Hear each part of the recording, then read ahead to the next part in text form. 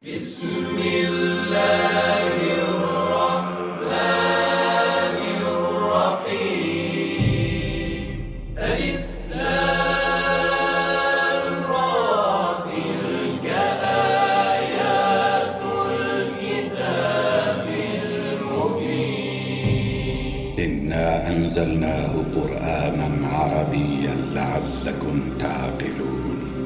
نحن نقص عليك أحسن القصص بما أوحينا إليك هذا القرآن وإن كنت من قبله لمن الغافلين. إذ قال يوسف لأبيه يا أبت إني رأيت 11 كوكبا والشمس والقمر رأيتهم لي ساجدين.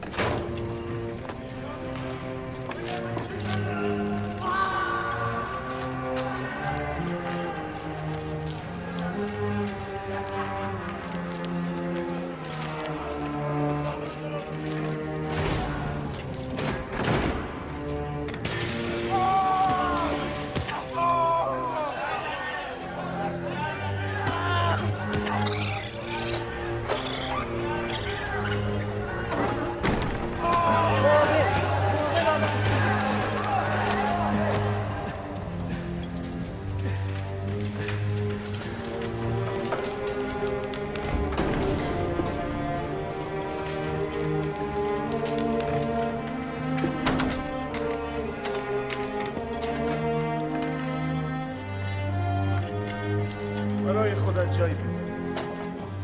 اینجا محل گذر است و هر کسی مدتی در آن اتراق می کند و سپس بار بسته می رود.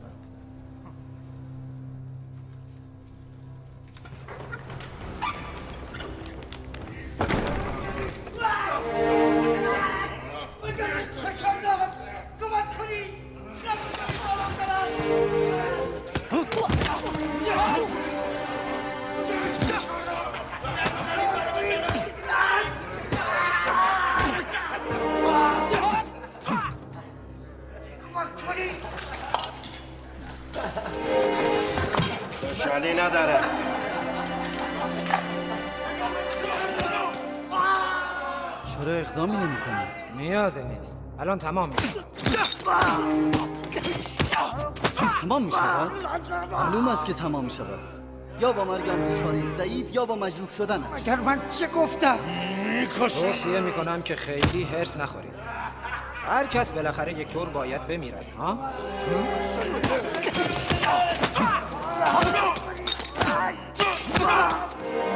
میکشونم. چرا میذارید؟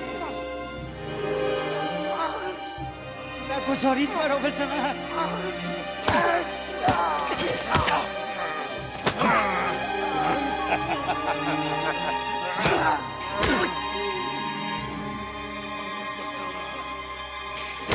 این نزا را تمام کنید. بیش از این او را مجروح نکنید. کاری نداشته باش پسر جان، وگرنه تو را به جای او کتک خواهد زد. بچه جان، در کار بزرگترها دخالت نکن. بس کنید. او طاقت ضربات شما را ندارد. هیچ کس طاقت ضربات مرا ندارد. بس کن پسر جان، به فکر خودت باش. اینها انسانند. چگونه میتوان بی تفاوت بود؟ بس کنید. برای آخرین بار میگویم این نزا را تمام کنید. تو چه گفتی؟ گفتم این نزا را تمام کنید. از پا رو نعل میکردن، پشم آمد پایش رو بالا گرفت.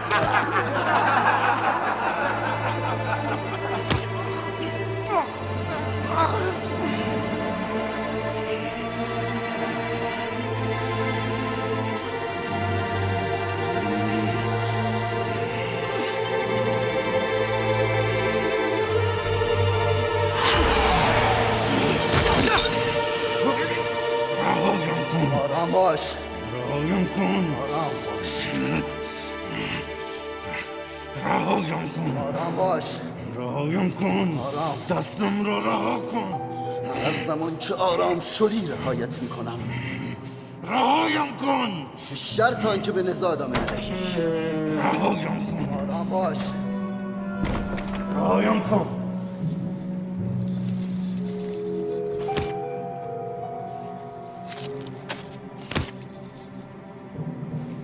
من قصد نزا با تو را ندارم. ولی من دارم. بس کن. اگر جرأت داری شروع کن. اگر آرام شدی تمامش کن.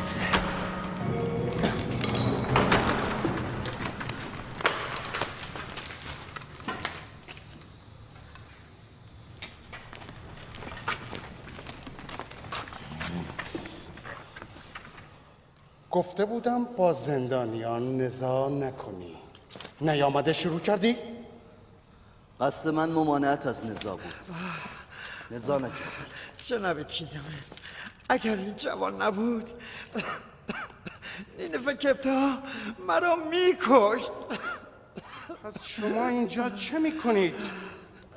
زندانیان یکدیگر را تکه پاره میکنند و شما فقط نگاه میکنید. از این پس هر کس موجب نزاع و بی‌نظمی در زندان شود خود را برای 100 ضرب شلاق آماده کند.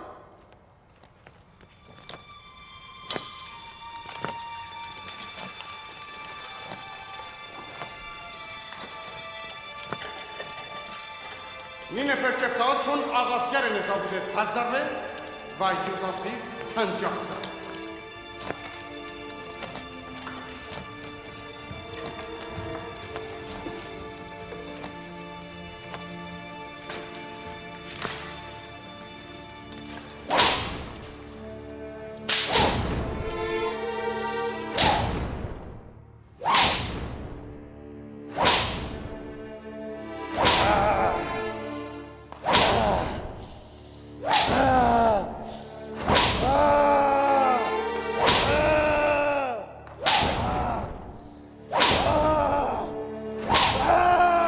ضربات را تحمل می‌کند. جواب این قابل نیست.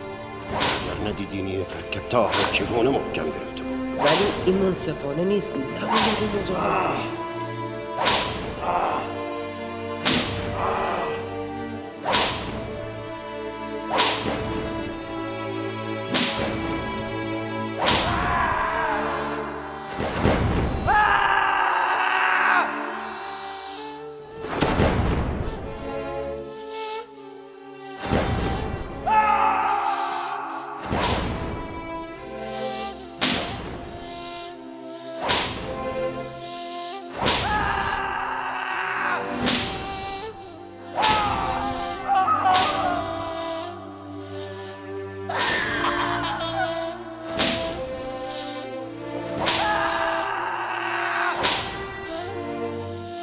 حافظ 50 سال او را باز کن.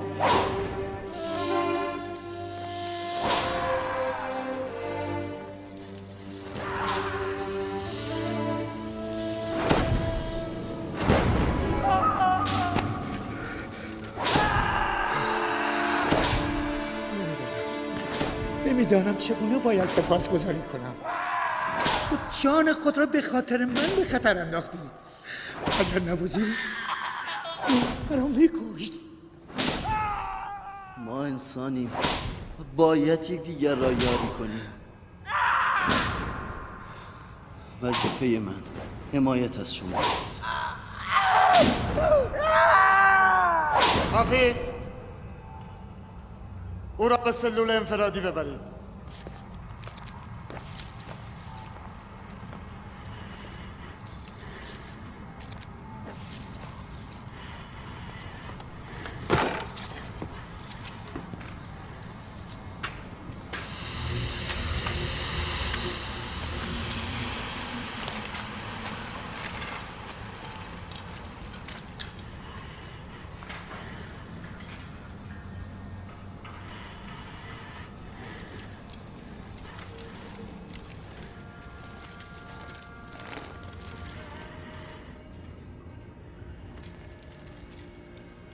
نام تو چیست؟ چه کاره ای؟ اینجا چه میکنی؟ چرا به زندان افتادی؟ مردم مصر بوزرسیف صدایم میکنند. تا امروز صبح پیشکار جناب پوتیفار بودم. علت زندانی شدنم تمرد و اطاعت نکردن از فرمان ارباب بود. و اما سوال بعد چه بود؟ تو با این جوانی پیشکار و همه کارهای عزیز مصر یعنی پوتیفار بوده ای؟ نینفر کپتا همیشه برای حفظ برتری خود در زندان دیگران را به باد کتک میگیرد، زورگویی میکند. بارها کدامن او را مجازات کرده، اما او باز هم زورگویی میکند. امروز برای اولین بار از تو جوابی دندان شکن گرفت. من او را میشناسم. از نگاهبانان قصر پوتیفار بود. امیدوار بودم که زندان او را متنبه کرده باشد، اما او چون یک قهرمان پیروز سوی زندان میرفت. اگر اظهار پشیمانی نکرد چه؟ عجله نکنید بانو، برای قضاوت هنوز زود است. چند روز که بگذرد قدر آزادی و ناز و نعمت قصر را خواهد دانست. روزی که میرفت به یک رها شده از بند میمانست، نه یک اسیر شده در بند. امیدوارم این ترفند جواب دهد، وگرنه من میدانم و تو.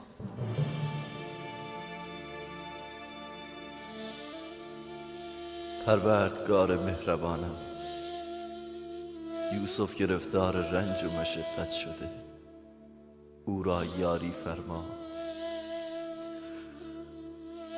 من آزادی خیش را از دست دادم که تو را از دست ندهم. الهی سختی زندان و شکنجه را بر من آسان گردان و توان صبر و بردباری به من عنایت فرما. خداوندا، پوتیفار و زلیخا برای من زحمت بسیار کشیدند. من از آنان گذشتم، تو نیز بگذر و زلیخا را از زندانهای گوناگونی که برای خود ساخته نجات داده و به سوی خیش هدایت فرما.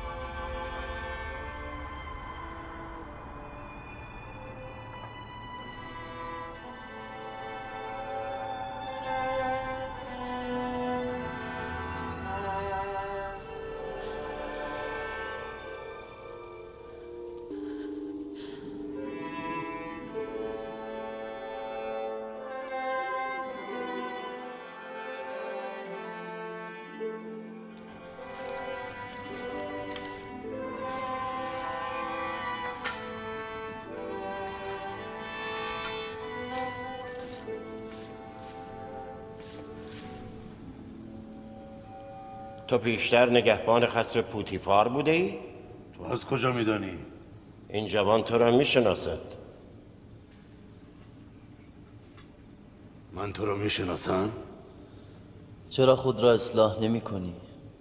چرا دست از خطا و شرارت بر نمی داری؟ در کودکی شاهد دزدی تو بودم، در بزرگی هم شاهد زورگویی تو. تو کیستی؟ از کجا مرا میشناسی؟ من همان کودکی هستم که باعث زندان افتادن تو شد. قصر پوتیفار، خزانه قصر، خاطر داری؟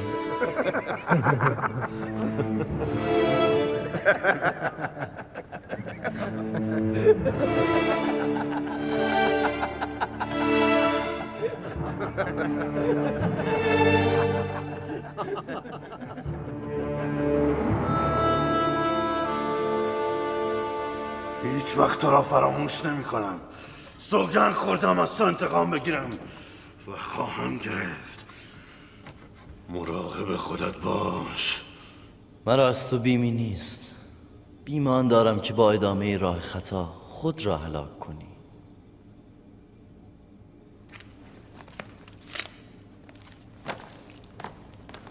ماجرا چیست؟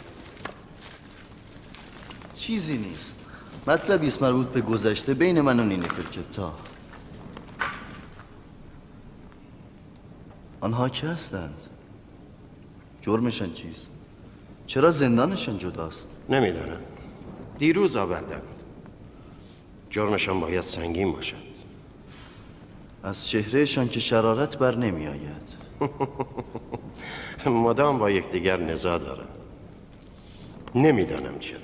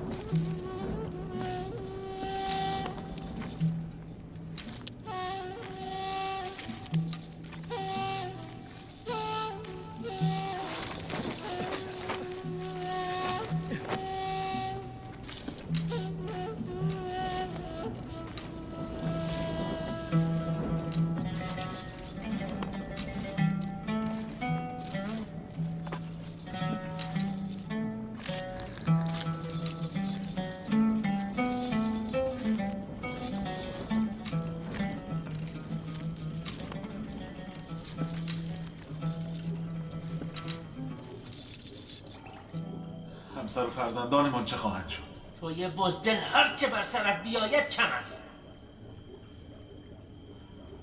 اگر بی ارزگی و ترس تو نبود همکنون آمونهاتب مرده بود. ما نیز هر کدام برای خود جاه و مقامی داشتیم و ثروت همگفتی را به چنگ آورده بودیم. حالا تو فکر میکنی چه بر سر ما خواهد آمد؟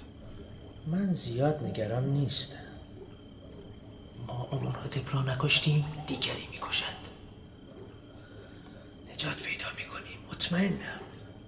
پس تو کسانی را داری که کار نیمه تمام تو را تمام کنند.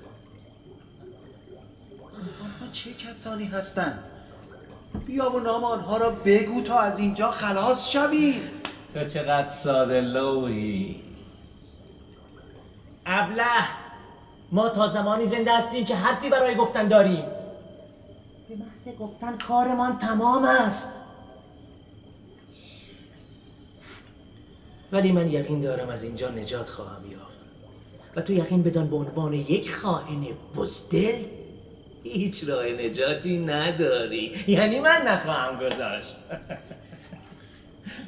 من گمان میکنم تو ساده لوحی. تو را فریب دادند. اکنون هم که در خطر افتاده ای هیچ یادی از تو نمی کنند. بس کن این روز، بس کن. من به آنان اطمینان دارم.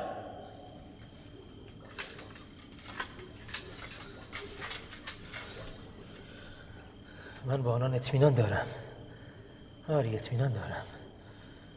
نگران نباش، یاریمان میکنند. من اطمینان دارم یاریمان میکنند.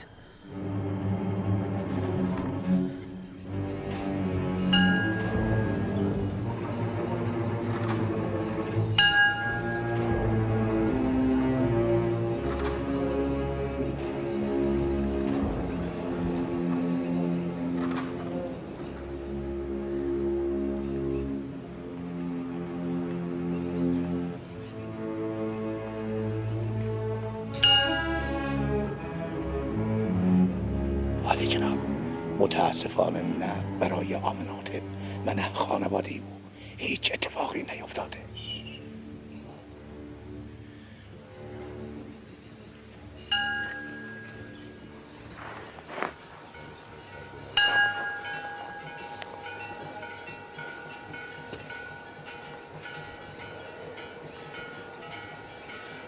عالی جناب، از آب پیستم هیچ خبری نیست.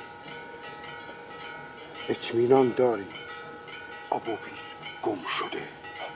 بله عالی جناب، گویا قطره‌ای بوده و زیر زمین فرو رفته است. باید همه جا را بگردیم. اول زندانهای داخل قصر. اگر او دستگیر شده باشد به هیچ عنوان نباید سخن بگوید. هر کجا او را یافتید ترتیب بدهید، برای همیشه سکوت کنند. در غیر این صورت می‌دانید اگر آمنهوتپ بفهمد که ما قصد جان او را داشته ایم چه فضاحتی به بار خواهد آورد. اگر بر علیه ما اقدامی نشده یعنی هنوز کسی از ماجرا خبر ندارد، و یا اگر آبوپیس دستگیر شده هنوز سخنی نگفته. نگران نباشید عالی جناب، زیر زمین یا بالای آسمان هم که رفته باشد او را پیدا خواهم کرد.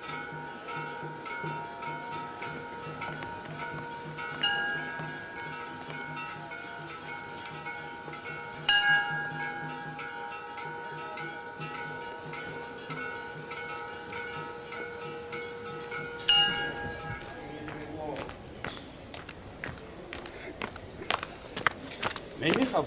بله جناب اردامان. آن چیست؟ مقداری غذا و از این قبیل چیزهاست برای یوزارسیف است. این رو هم از طرف من به کیدامن داده سلام مرا به او برسان. بگو یوزارسیف را بزرگ بدارد و از او در بهبودی امور زندان بهره بگیرد که او در عین جوانی بسیار کار آزموده و حکیم است. حتما جناب اردامان، حتما.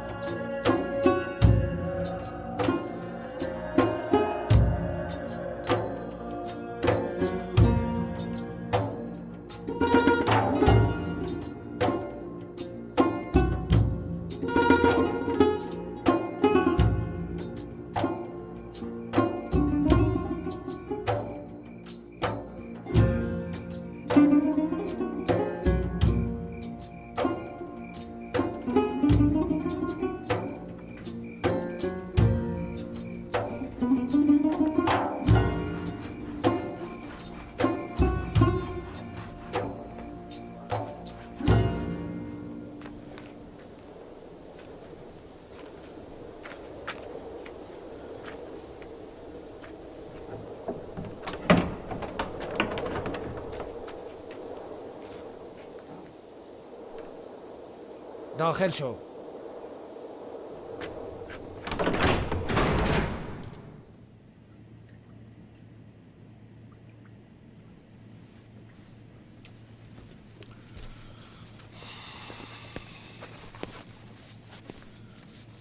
به رودامن سلام برسان و از او سپاسگزاری کن.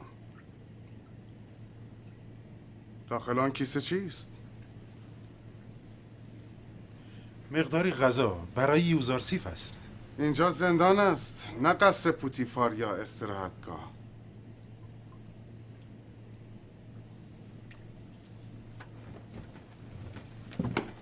اما از آنجا که رودامن آن را فرستاده مانعی نیست. یوزارسیف را بیاورید.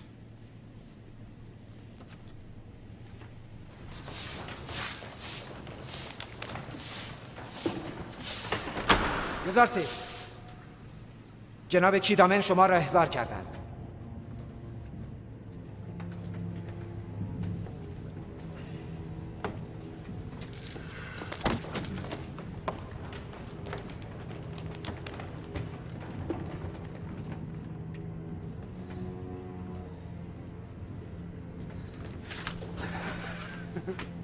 یوزارسیف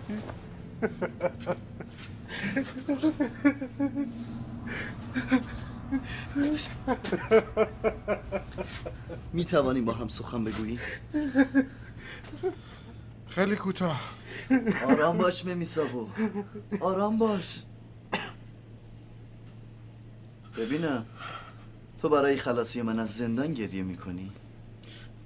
من برای زندانی شدنت گریه میکنم. اشتباه میکنی. برای من قصر پوتیفار زندان بود، نه اینجا. اینجا برایم عین خلاصی و آزادی است.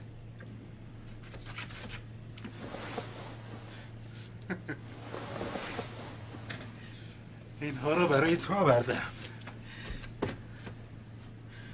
خیلی خوب است. زندانیان را خوشحال میکند.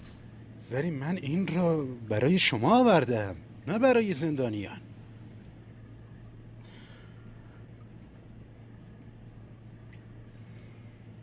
نه، خب نمی شود که به آنها ندهی، اما لااقل کمی هم خودت بخور. همه را به آنها نده. بسیار خوب.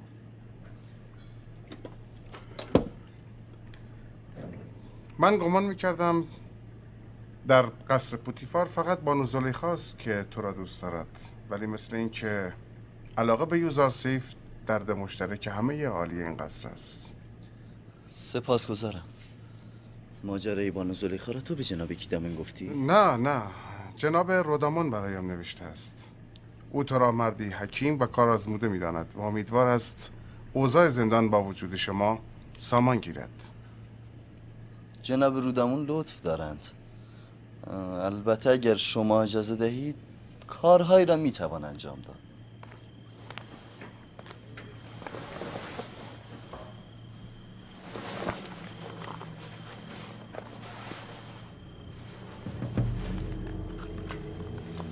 این غذا را بین زندانیان تقسیم.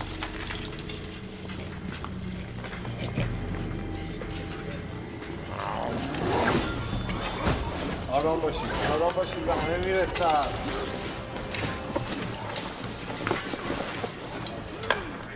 آرام بگیرید برام، به دیگران هم بدهید.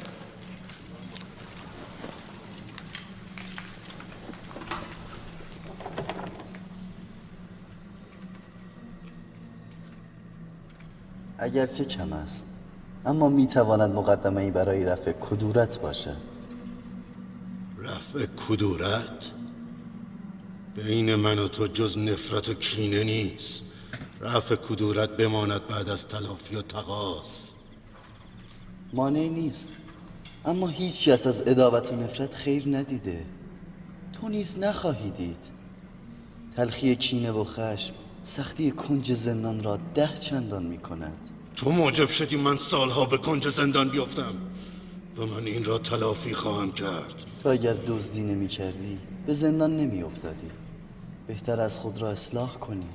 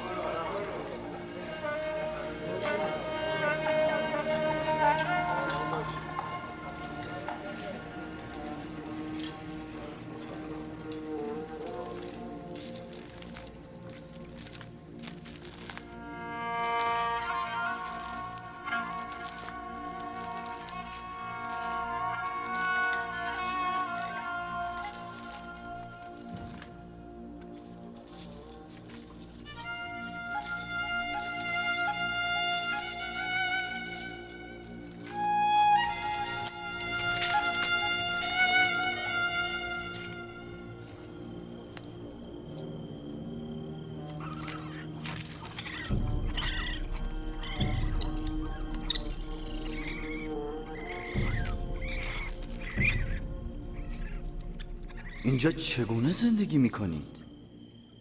چرا تلاشی برای مرمت، برای تمیزی اینجا نمی کنید؟ اگر خیلی تمیز شود جا خوش کرده به این زودی اینجا رو ترک نمی کنیم. اینجا زندان است. نه ما میهمانیم نه اینجا میهمان سرا. از قضا همه اینجا میهمانیم. نه تنها زندان که دنیا همین است. مدتی در این دنیا میمانیم بعد میرویم.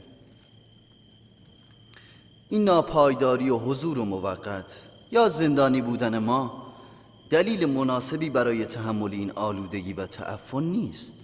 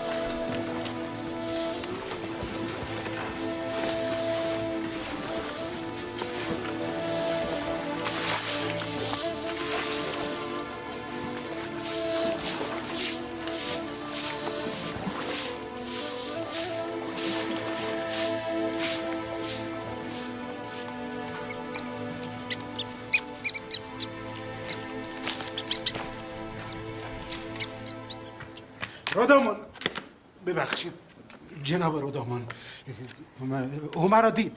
من نه اون را دیدم، یوزارسیف را میگویم. حال او خوب بود؟ خوب، بسیار هم خوب بود. در همین چند روزه توجه رئیس زندان رو به خود جلب کرده. نامه شما را هم به جناب کیدامن دادم. خب او یوزارسیف را نزد خود خواند. یوزارسیف مرا در آغوش کشید و بسیار محبت کرد. از اینکه زندانی بود ناراحت نبود؟ ناراحت؟ نه اصلا، بسیار هم خوشحال بود. میگفت زندان زاویرا به مراتب بهتر از زندان بانو زلیخا است.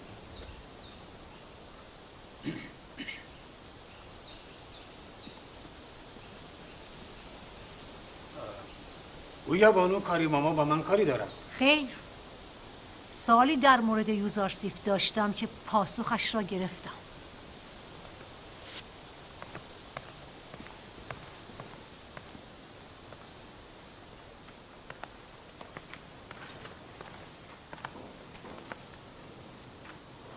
بد شو؟ نه خیلی. نگران نباش. هم الان میرفت به بانو زلیخا گزارش میدهد. دیدنیست خشم بانو زلیخا. زندان زاویرا بهتر از زندان بانو زلیخا. زندان زاویرا را به جهنمی برایت تبدیل کنم که روزی 1000 بار آرزوی زندگی در استبل خانه زلیخا را داشته باشی. نشانت میدم. خواهیم دید. بنویس. حال خانه من از زندان زاویرا بدتر است؟ حال خانه نه ابله. این را ننویس. ببخشید بانوی من. بنویس. هرودیس یوزارسیف را به زندان فرستادم که تنبیه شده از من اطاعت کند.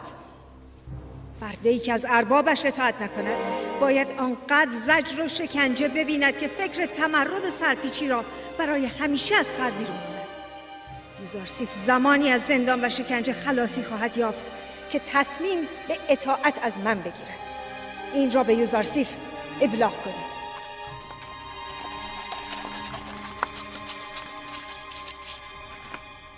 شما بروید و به بانو زلیخا بگویید اوامرشان اطاعت خواهد شد.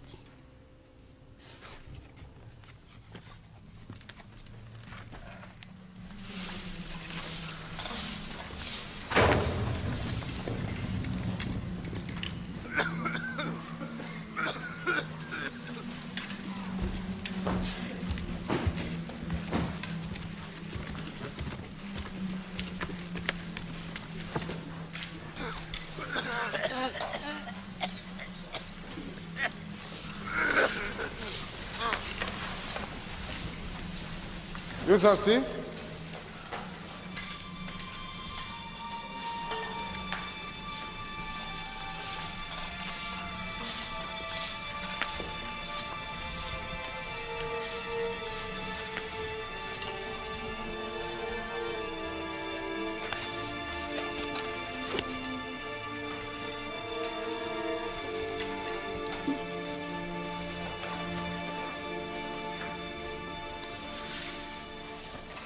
انتخاب با توست.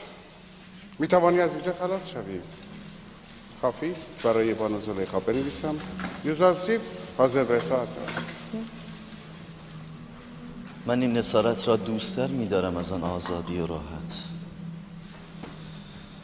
و اینکه زندان شکنجهگاه جهت اطاعت از زلیخا باشد یا جایگاه امن جهت نجات از دام او بستگی به تصمیم شما دارد.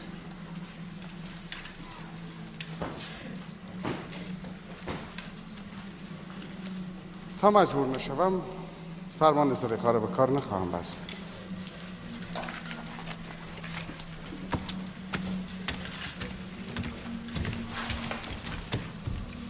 جناب کیدامن،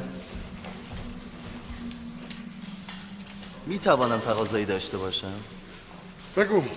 فضای زندان را با کمک زندانیان می توانیم مرمت و مرتب کنیم، اما تعویض لباس ها و مرمت آنها از عهده ما خارج است. یاری ما می کنی؟ سعی می کنم. آپوپیس، خانسالار جناب فرمان روا را به تازگی این اطراف ندیده ای؟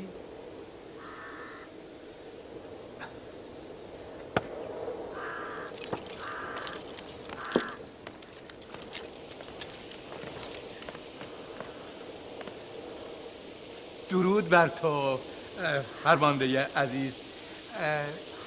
آپوپیس، خانسالار مخصوص فرمان روا را ندیده ای؟ با او کار دارم. چند روز پیش یک شب او را اینجا نگه داشته سپس بردند. بردن؟ کجا؟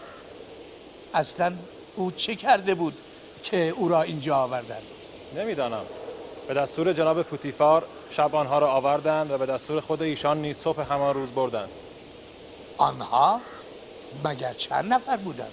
2 نفر بودند. آپوپیس و ایناروس. تو با آنها چه کار داری؟ هیچ. امانتی نزد من داشت، میخواستم به او بسپارم. خب به خانه آنها میروم، شاید او را یافتم. خدایا نگهدار شما باشد. خدایا نگهدار شما باشد.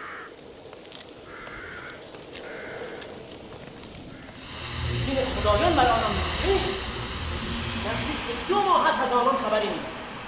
کارشان که از کار گذشته، دیگر کسی را نمیشناسه. نمیگوید ما با یک ابله قراری داشتیم. او زندگی خود به همسر فرزندانش را به خاطر ما به خطر انداخته بود. حالا چه بلایی سرش آمده؟ اکنون در کجاست؟ برایشان مهم نیست. چرا محرفین خود را معرفی نمی کنی؟ آن رزمهای کثیف که به عهد خود پایبند نیستند، تو چرا پایبندی؟ حال که تو در رنجی چرا آنان آسوده باشند؟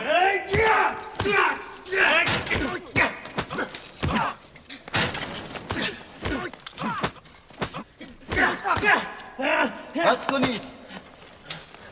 شما را چه شده؟ قضای ملال‌آور زندان را بدتر از این که هست نکنید.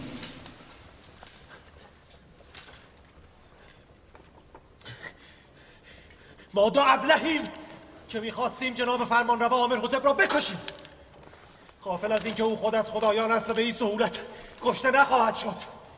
اکنون 2 ماه است که در این دخمه ایم و یک نفر سراغی از ما نمیگیرد، ولی این ابله هنوز به محرکین خود وفادار است و حاضر نیست نام آنها را فاش کند تا ما از این بند و زندان خلاص شویم.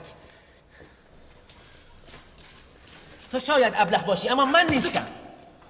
این هنوز نمیداند تا زمانی پوتیفار و آمنحتب ما را زنده نگه می‌دارند که مطلبی برای گفتن داریم، و یعنی کسانی که قصد جان فرمانروا آمنحتب را داشته‌اند دلیلی ندارد که دیگر زنده بمانند.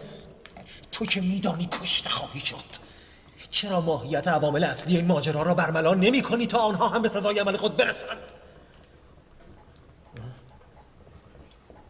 من هنوز امیدوارم. آری هنوز امیدوارم.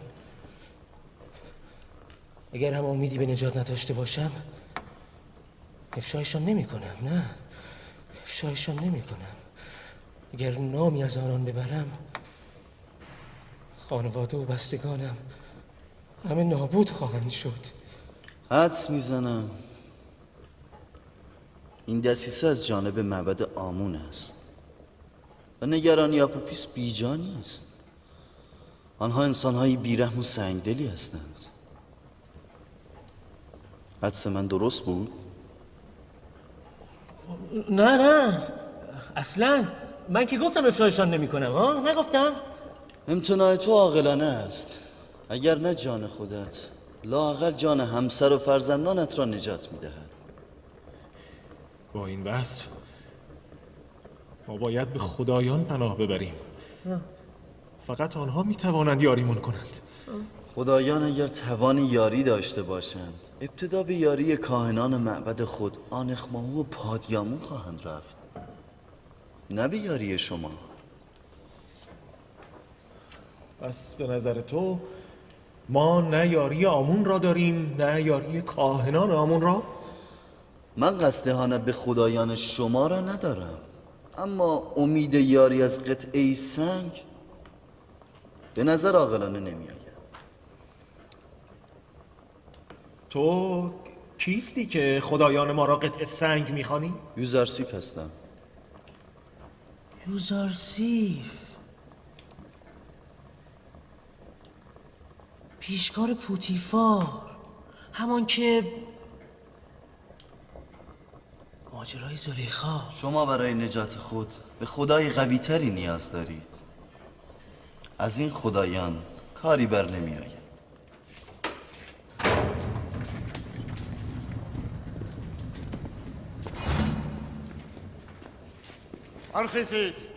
برخیزید آماده شوید.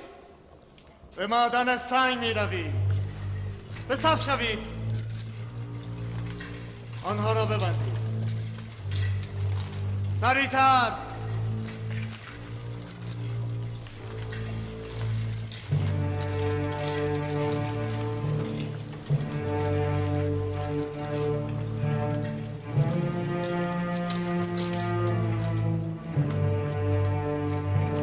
میرفت خیلی نگران بود. میگفت ممکن است اتفاق بدی بیفتد. آیا تا کنون سراغی از او گرفته ای؟ از قصر همه جا رو جستجو کردم، کسی از او خبری ندارد. جایی رو جز خانه بستگان که نداریم. آنها هم بی اطلاع هستند. نگران نباشید، اگر او را یافتیم به شما خبر میدهیم.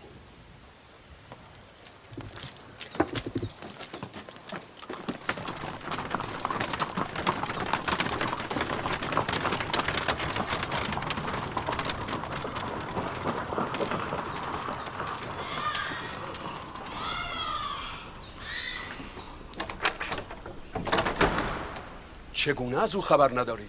گر اینجا خانه او نیست؟ من گمان میکردم میتوانم سراغ او را از شما بگیرم. چون این روزهای آخر مدام از شما و جناب آنخ ماهو سخن میگفت. مثلا چه میگفت؟ چه میدانم؟ میگفت قرار است اتفاق مهمی بیفتد. وضع ما و مقام و موقعیت آپوپیس بهتر خواهد شد. فکر میکنید کجا رفته باشن؟ نمیدانم. امیدوار بودم که شما بزرگان معبد اطلاع داشته باشید. نکند برای او اتفاقی افتاده یا بلایی سر او آمده. شما نگران نباشید. به شما اطمینان میدهم که هیچ اتفاقی نیفتاده. اگر اتفاقی افتاده بود همه با خبر میشدن.